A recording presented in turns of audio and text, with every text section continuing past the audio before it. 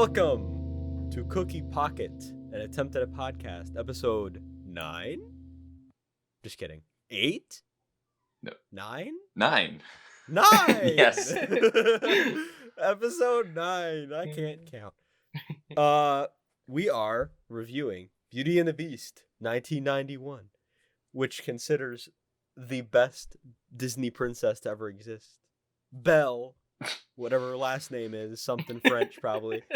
Probably. Who is living in a town, and she is very epic, and then Gaston is this epic guy who isn't epic at all that comes after her, and then she comes to a castle to encounter this ravaging beast that she may or may not fall in love with, and may or may not break the curse that is upon him that makes him a beast. And we don't need to know anything about anything else. Also, the furniture comes to life in the castle. Okay. Okay. So that's my best explanation.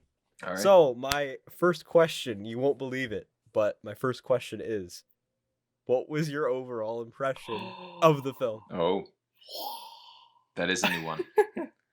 Would you like to go first, Christian? Since you're inviting me to go first, Zach, I'd be happy to accept. Ah. I really like this film.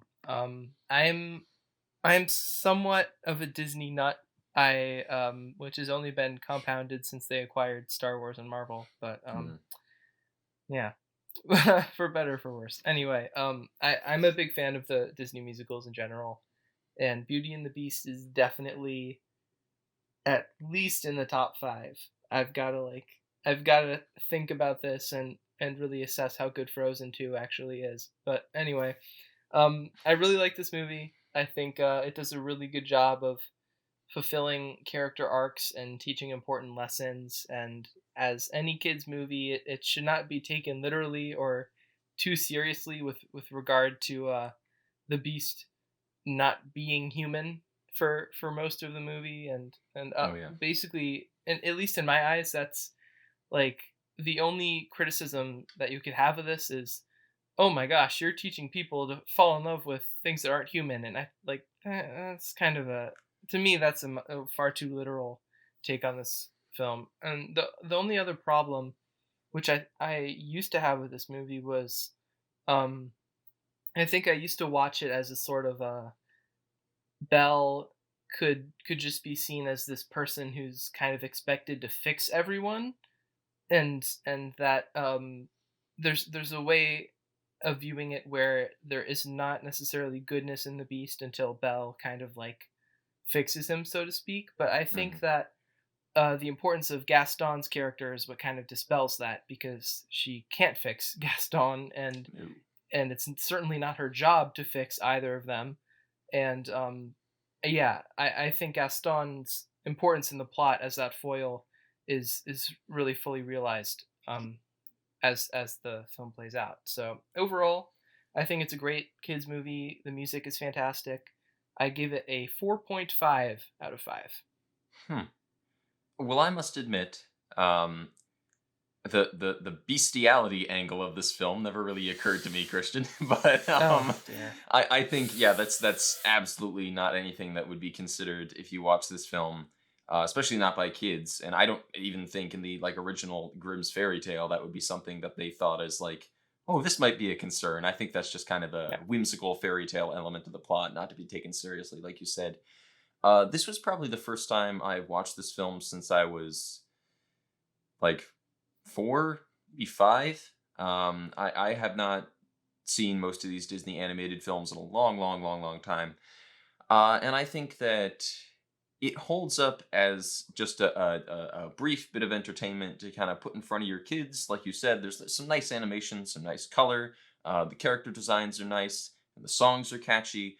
My biggest issue here is I think the movie and the plot goes way too fast. And to a certain extent, it is designed and written for kids, and kids are not going to be necessarily willing to sit through something much longer than this.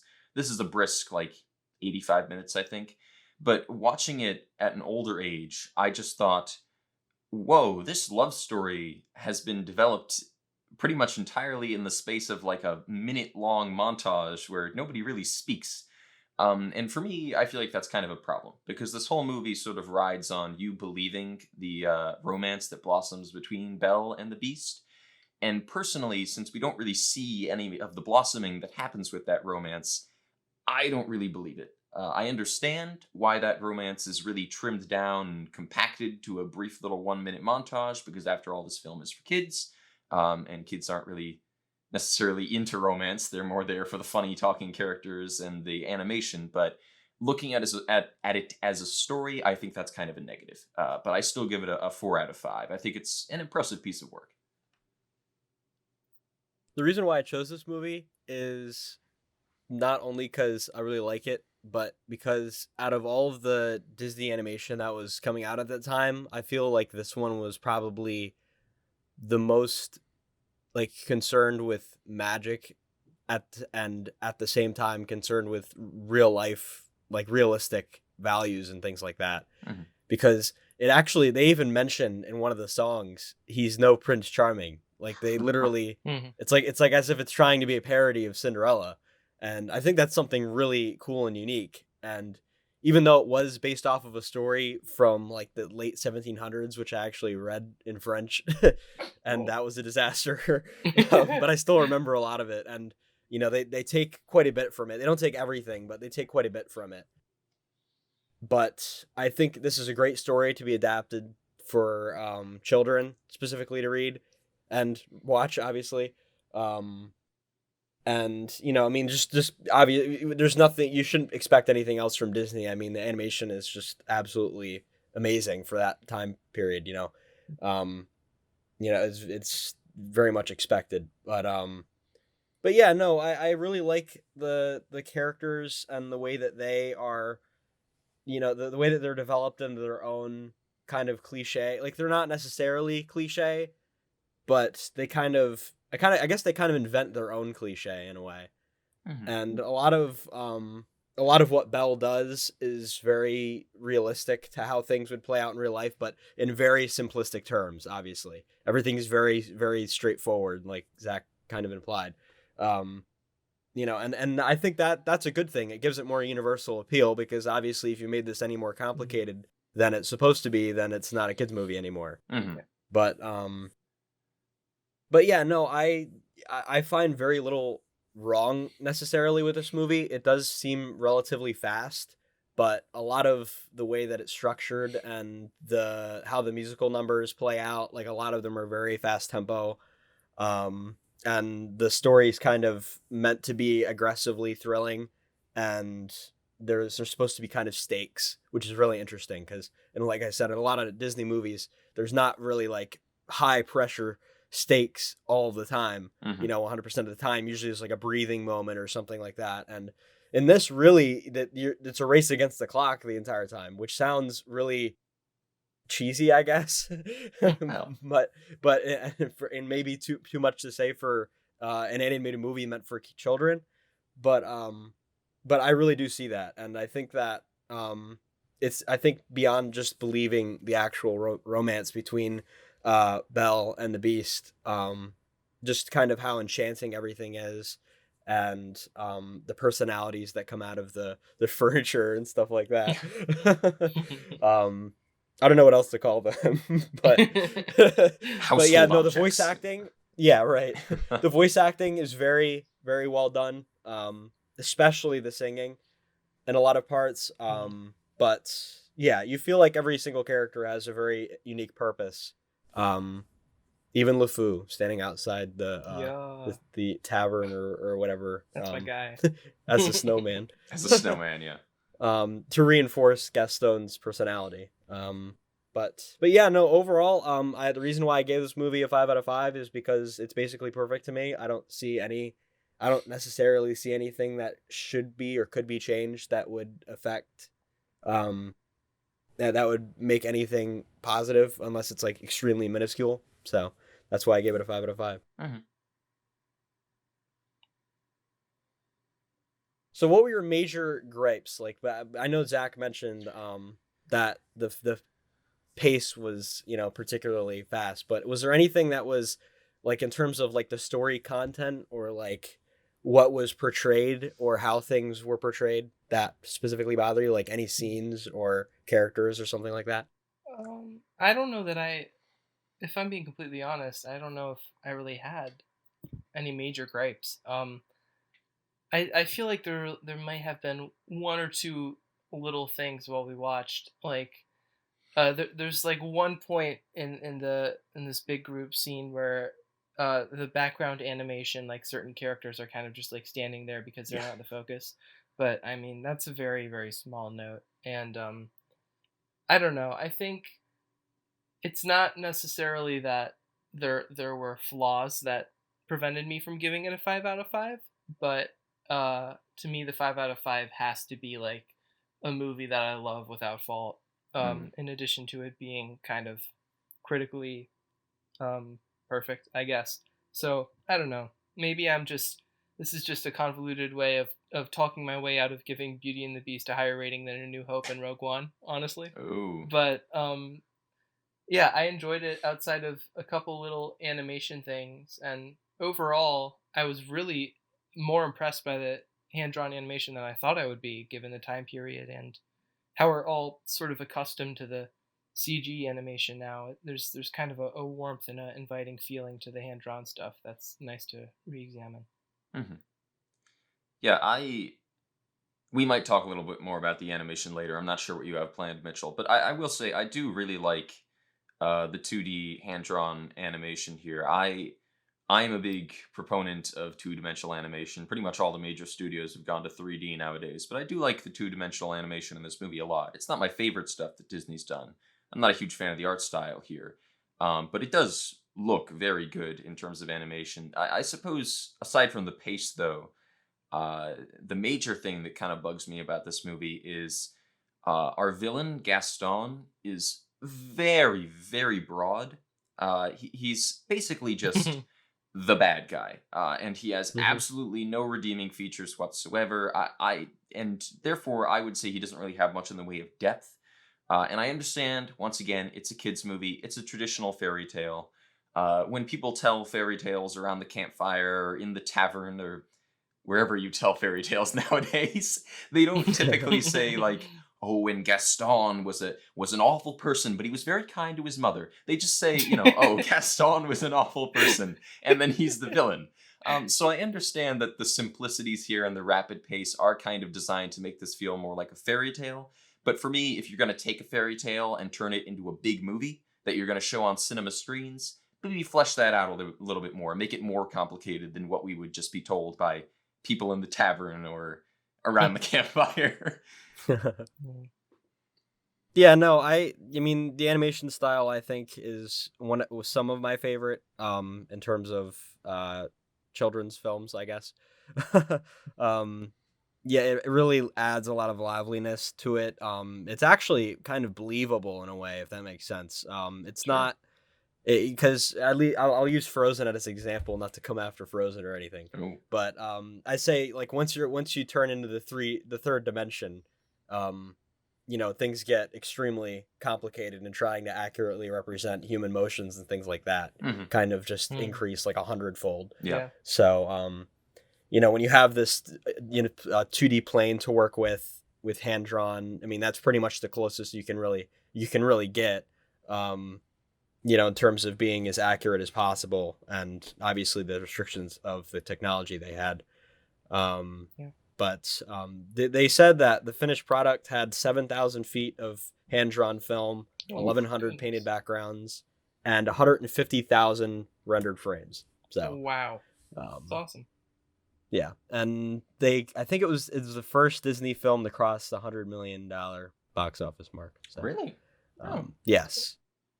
Can I offer a defense of not a defense of Gaston himself, but a defense of the character to you, Zach? Yes. Sure. Do it.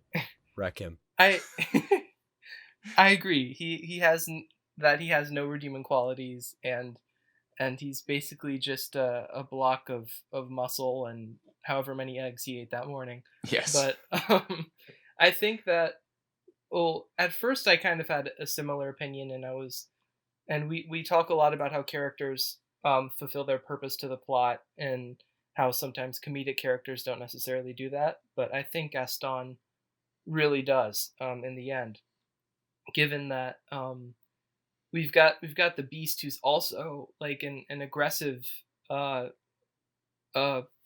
potentially overly masculine, sort of like Gaston is, and Hmm. he's pretty much a jerk. And um the only difference is he's not like coming on to Belle every second he sees her. But I personally see the Beast's behavior as similar to Gaston's, at least at the beginning. Hmm. And I think Gaston being completely irredeemable is a really important distinction to draw, because if Belle finds a way to, or sort of redeem the Beast with her love, and he sort of grows to be a better person because of her, then if Gaston also has those redeeming qualities, then the messages get a little muddled, especially given that it's a kids movie, and overall it needs to be somewhat simple. And Gaston being the irredeemable bad guy is also evidence of sort of, you can't save everyone, and it lends credibility to the argument that the Beast did have goodness within him Hmm. before Belle came along, which I think is really, really important in terms of the way that the plot unravels. I, Hmm. I can see that. I think a lot of my criticisms are I kind of want to divorce the film from the original like fairy tale and very simple story and maybe make it into something a little bit more complicated and a little bit more of a think piece for kind of adults as well as children. Which I don't really remember watching this movie as a child, but I don't remember having any issues with Gaston at that age. He was just the villain, like you're saying. Mhm. But I do think that if there were some kinds of like redeemable complexities in Gaston's character, that could potentially make for even more kind of complex and interesting themes within it. In that, the idea of establishing that it's Belle's choice, and that just because Gaston has those redeeming features, perhaps, doesn't necessarily mean he deserves to have Belle, if that makes sense. That's That's a fair introducing point. much more adult ideas than maybe this story wants to take on or this story wants to be about. Um, but I don't know if they address those things in the new remake or anything like that. But I think those would be interesting things to introduce to a kind of new, updated version of this kind of story. Yeah, and I kind of like the idea of Gaston being a sort of a grotesque, in the idea that he's not necessarily redeemable or good, but he is pitiful. Hmm. Like that at least I think could lend depth to what you're discussing, and also fulfill his role in the plot as we describe it now. So Yeah. Yeah, I would. I'm gonna write Mitchell's In Defense of Gaston 2020. um, yeah, I do. I think that Gaston is a flawed human being. Mm. That is very, to us. I think that's very obvious, Yeah. and I think to anybody maybe younger than middle schoolers and definitely younger than high schoolers, I think, yeah, I think anybody younger, anybody before high school would, um, they would see more depth in it than we would. And I say that because I think a lot of what Gaston shows off is something that human beings don't really experience until later in their lives. So when you're kind of showing it as a very big and obvious broad stereotype to children, it's kind of like a psychological influence, you know? Hmm. I mean, the kid, literally a tiny child could figure out that Gaston was a bad person Yeah.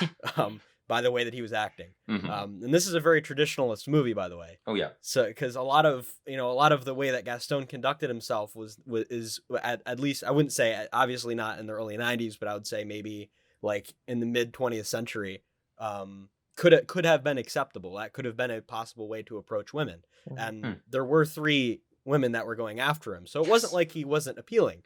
Um, and it wasn't like it was just because he was handsome or just because he had all these experienced things. He was kind of trying to portray himself as the ideal man. He was really trying, Mhm. Hmm. you know. And I don't have to say it again. He's obviously a bad person. Yeah. We all know Yeah. that. Okay.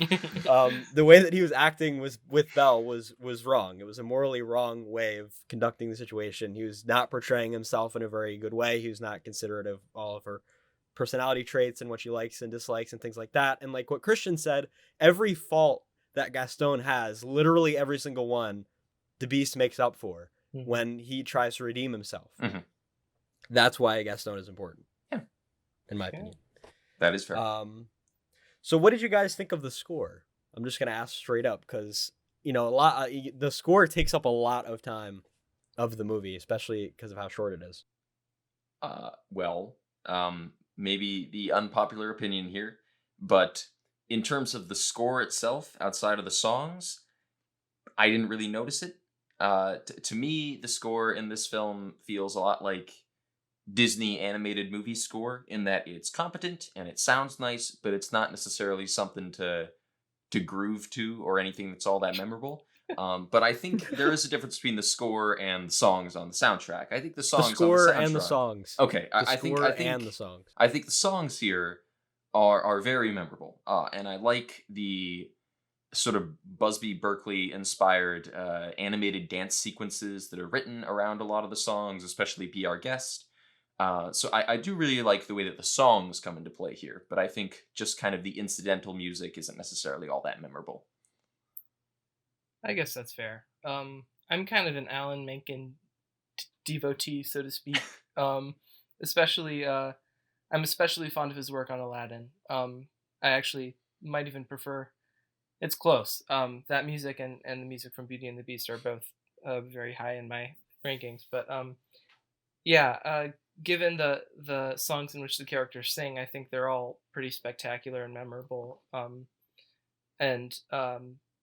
I think oftentimes the more popular songs like Be Our Guest and of course the title song Beauty and the Beast are kind of outshined by the other songs, at least when you're watching the movie, because you've got these exciting animation sequences going along with it to enhance that experience. So overall, I think a big strength of the music is that even though you've got, I guess Be Our Guest is the most popular favorite, but they really all stand, I think, in the same class as each other, and none of the songs really stick out as more lackluster than the other. So I think that's a great strength to it. And also the voice talent. Thankfully, pretty much all of the actors can sing, and those that can't sing, this might be kind of harsh of me, but Lumiere, if you listen closely to Be Our Guest, a lot of the time he's kind of like talk singing. Yeah. But he's so charismatic, like you don't even notice, and it totally it comes across as a strong performance. So to me, that's, as long as it fulfills the purpose, it's just as good as a virtuosic singer. So I really have no qualms with the soundtrack. I don't know if that's the actor's natural voice, but if he is putting on an over-the-top French accent, it would probably be very difficult to sing in that as well. Exactly. So I feel, yeah. In terms of other Disney movies, I haven't seen a lot of them from that time recently, so I can't really judge from like The Little Mermaid and things like that. A really part of this is because I kind of grew up watching this. But yeah, no, it's every song is very happy, and it's kind of sounds a little, dumb to say that it's just it makes you happy, but like every song kind of induces happiness in any normal person. Like you want to be jovial when you're listening to it. Yeah. And it's a very universal feeling. And I mean, you can't just, if you're watching this and you're depressed, then there's nobody can help you but yourself and the mental health hotline. But otherwise, wow, if you're watching this, if you're watching this and you're and you know what I'm saying. Okay? Yeah. Okay. This will make you happy no matter what you're feeling. Definitely. Okay? Yeah. Yes. Yeah. That's all I'm gonna say. Okay. I will say, Mitchell, just kind of a closing comment on the music. You mentioned that you hadn't necessarily heard or listened to many of the soundtracks from this period recently. I will say, neither have I. But one Disney soundtrack that I always come back to as compared to this one from around this period is Tarzan. So I do not think I'm going to be qualified here as just a Disney soundtrack hater. I genuinely love the score and soundtrack to Tarzan. And I think there's some kind of charm that soundtrack and score has that this one doesn't hold for me. But oh my goodness. Yeah, I do think there are still good songs on this, and I like the score to Beauty and the Beast, but it's not gonna hold a candle to Tarzan for me. Oh, jeez. But yeah, this whole oh my gosh, Zach. Okay, this has a very I'm not gonna say it's traditional, I guess, but it has all of the necessary songs. Yeah, you kind of you have Gaston's song, which I'm pretty sure is just called Gaston. it might be. Yeah. You have Something There, which is the love song duet, which is extremely necessary. Yeah. I don't think I remember that. It's the montage song. It's so when Chip doesn't understand what's going on. Oh yes, all right, yeah. There's a song called Belle, I think. I think it's called Reprise. Belle Reprise. I don't know. Maybe. Yeah. Following the opener, I think. Yeah, I think that's when Belle's doing the Sound of Music thing. Oh yes.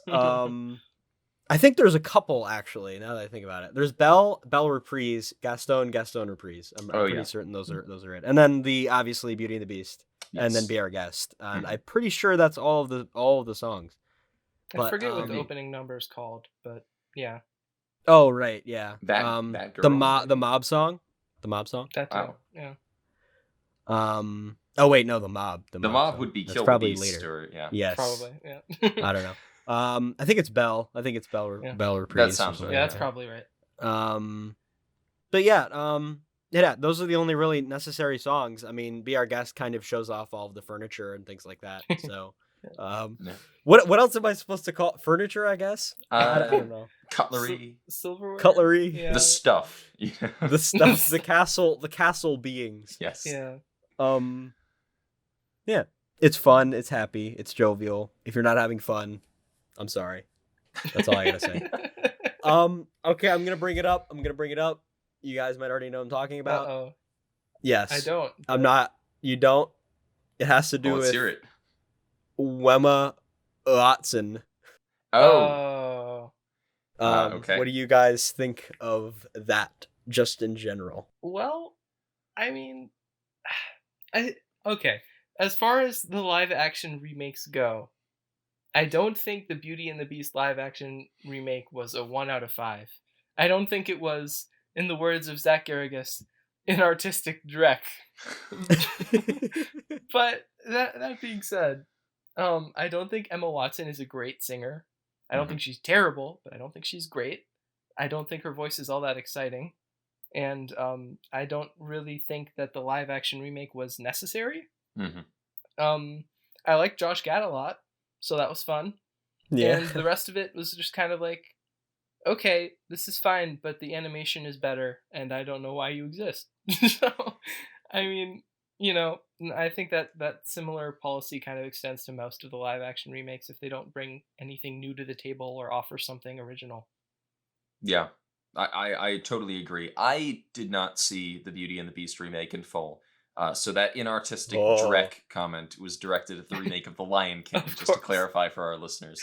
Yeah. But I have seen a couple of the scenes with Emma Watson singing, and I'm not a great singer, but I was not totally impressed by her voice. I think she's fine. I do feel a little bit sorry for her because she's kind of cast in a thankless role of having to impersonate somebody else's vocal mannerisms from another movie. That's a good point. But as Christian brought up, I think a majority of the Disney live action remakes are almost entirely pointless because they're pretty much scene for scene, frame for frame, trying to replicate what happens in those animated movies.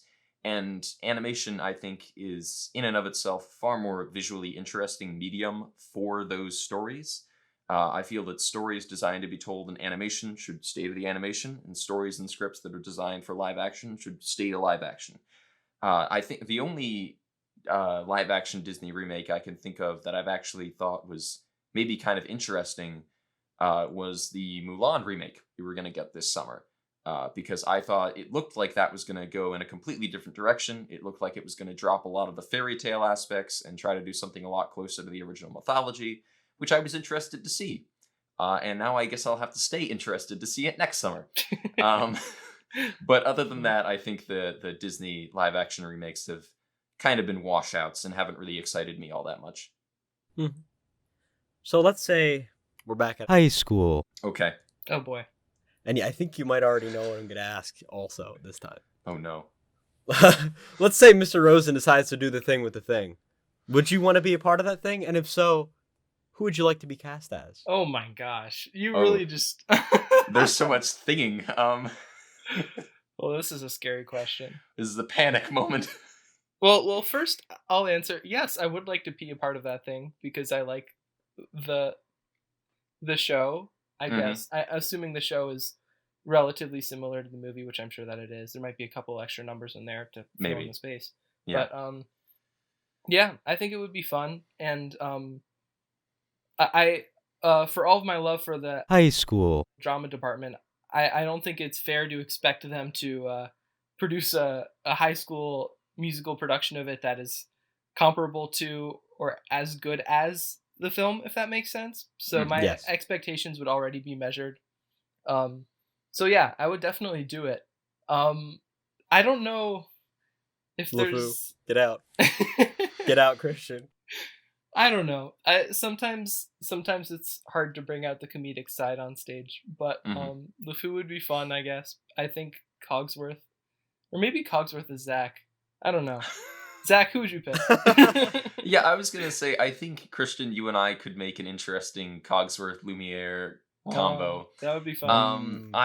But then again, it is a musical, and I really can't sing all that well, so it would be interesting trying to figure out who I would play. I think you'd be fine. If I was gonna play somebody, maybe I would go for LeFou. I'd be the tallest, gangliest LeFou in history, just because he has kind of a nasal voice and doesn't have to sing all that well. And so I could kind of lean into that. Yeah. What about you, I don't Mitchell? know, Zach. You don't get to duck out of this question. Huh? What about you? What would you play? Well, I'm just going to clarify. I have very little to no acting experience.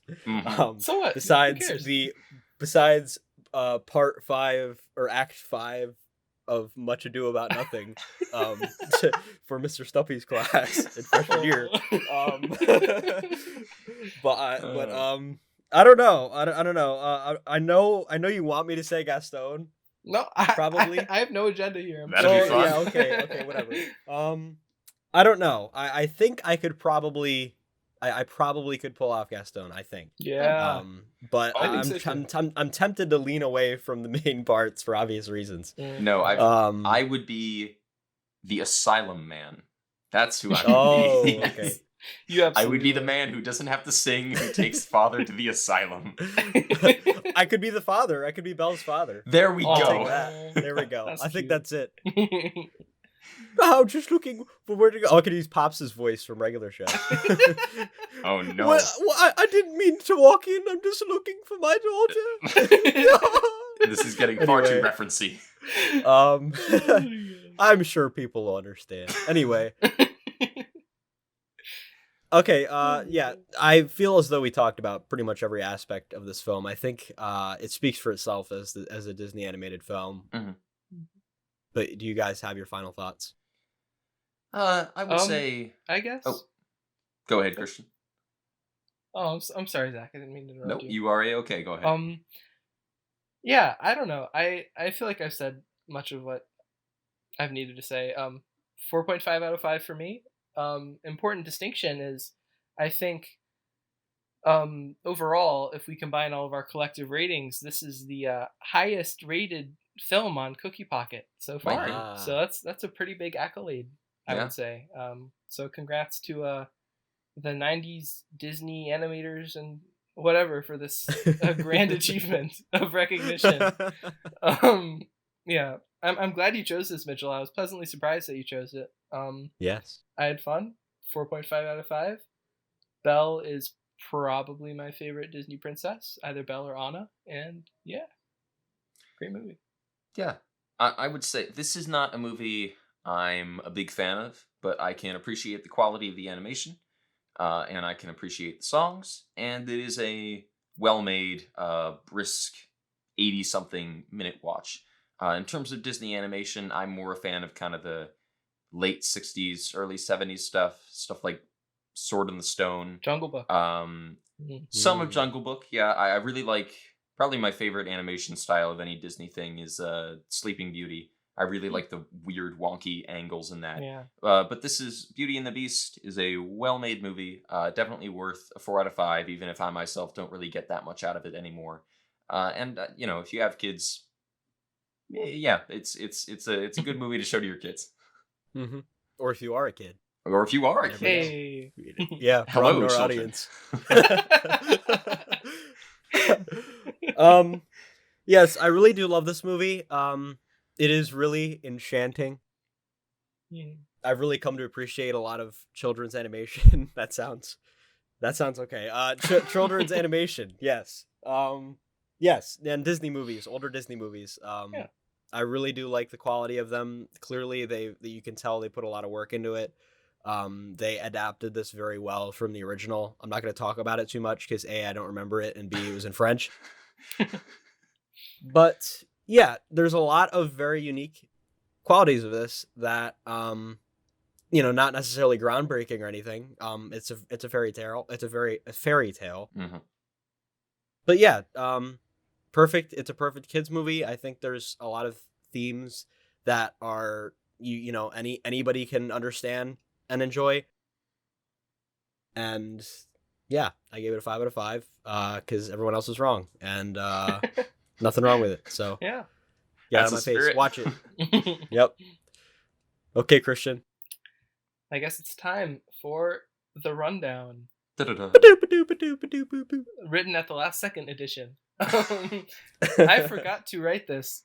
I suppose it's mostly my fault because I usually lead the or at least begin the effort on these, but Mitchell and I forgot to write this until moments before we started recording this episode, so Yeah. this will either be really good or really bad. Yep. I'm Only looking forward episode to 9 and we're coming off the rails. Yeah, indeed. Timer for 60 seconds. We say things to Zach. He gives us a rating out of 5, and we try to have fun with it. So, Mitchell, I'm going to ask you to start on Okay. 3, 2, 1, go. Lumiere Shin. 3 out of 5. Eating 4 dozen eggs routinely. 2 out of 5. Identical blonde women. 3 out of 5? LeFou's teeth. Oh, 2 out of 5. Decorating with antlers. 3 out of 5. Bell singing. 4 out of 5. Belle not singing. 2 out of 5. Alan Menken composing. 3 out of 5. Hand-drawn animation. 4 out of 5. Falling in love with a beast. 3 out of 5. Chip being a fool. 2 out of 5. Anthropomorphic silverware. 3 out of 5. Angela Lansbury. 3 out of 5. Belle's wardrobe as in what she wears. 3 out of 5. Belle's wardrobe as in the anthropomorphic one. 3 out of 5. Belle's hair. 3 out of 5. Gaston being universally loved as the idiot. 2 out of 5. Singing about the shortcomings of a provincial life to those that live it. 2 out of 5. Oh, 1 second. Normally aggressive wolves that don't attack. Oh. 3 out of 5. What?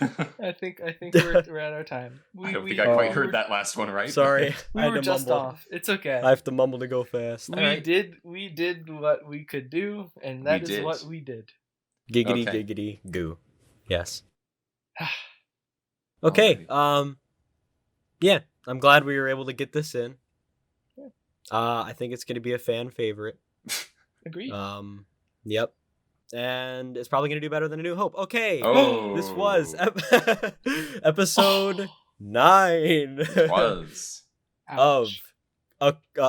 a Cookie Pocket. No, this is Cookie Pocket, as in there could be many or one. Cookie Pocket, an attempt at a podcast. Mhm. Beauty and the Beast. Mhm. Be our guest. Episode 10. Yeah. Yeah. Can I do Christian. my, Yeah. Ooh. Do your Let thing. me let him out of the punishment booth first. Go ahead, Christian. Oh my goodness, I haven't seen the sun in 4 weeks. Oh, thank you for finally letting me out, Zach. Though I understand that my crime was punishable and I deserved the time that I served. Context: I did 2 Star Wars films in a row, so these 2 have hosted back to back, which is fine. And now it's my turn once again. And my next film is one that none of us have seen. It's pretty much entirely out of my wheelhouse. I know next to nothing about it. I know Ana de Armas from Knives Out and the upcoming Bond movie is in it, and that's pretty much it. It's called Sergio, and it is a Netflix original film directed by someone named Greg Barker. So, and the description is: passions, ideals, and bitter realities collide as charismatic UN diplomat Sergio Vieira de Mello becomes trapped in a life-threatening situation in Iraq. So, hopefully it'll be interesting and worthy of discussion. Hopefully. Yes. I should stop ending the episode when the episode's not over. Okay. The sequel to episode 9. Cookie Pocket, an attempt at a podcast. Beauty and the Beast, 1991. Okay. Au revoir.